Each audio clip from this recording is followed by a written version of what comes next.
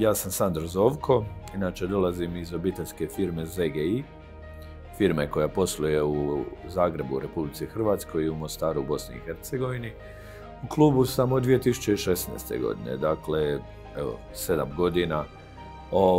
I iskreno da kažem, očekivanja koja sam imao kada sam dolazio u klub nisu uopće bila velika, s obzirom na ono što sam dobio iz kluba.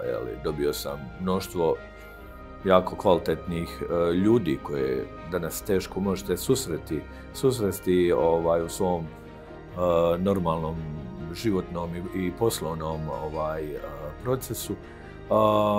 Stekao sam jako mnogo poslovnih partnera u svemu tome, dakle jako je kvalitetan networking. Mnogo sam naučio od ljudi koji su tu, zato što su ovdje nalaze sjajni ljudi koji stvarno nevjerovatna znanja imaju i dolaze iz velikih firmi, dolaze iz malih firmi i onda međusobno dijelimo ta iskustva koja imamo. Ta iskustva su neprocjenjiva, i kao posljedica toga je da i mi kao obiteljska firma u kojoj je moj otac i majka bili osnivači i sada su vlasnici firme, mi smo već prije kluba napravili tranziciju. U toj firmi sada radimo ja kao direktor firme i dvije moje sestre.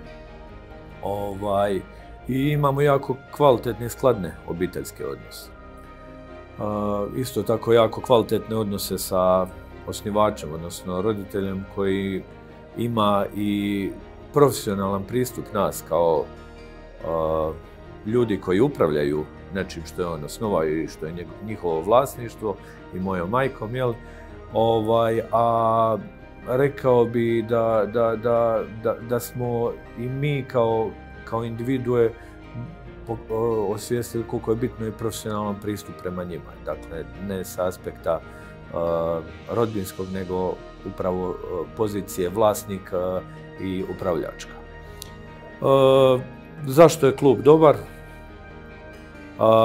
Pa rekao bih da klub radi možda ono što bi trebali raditi ministarstva i sve razne agencije koje mi kao poreski obveznici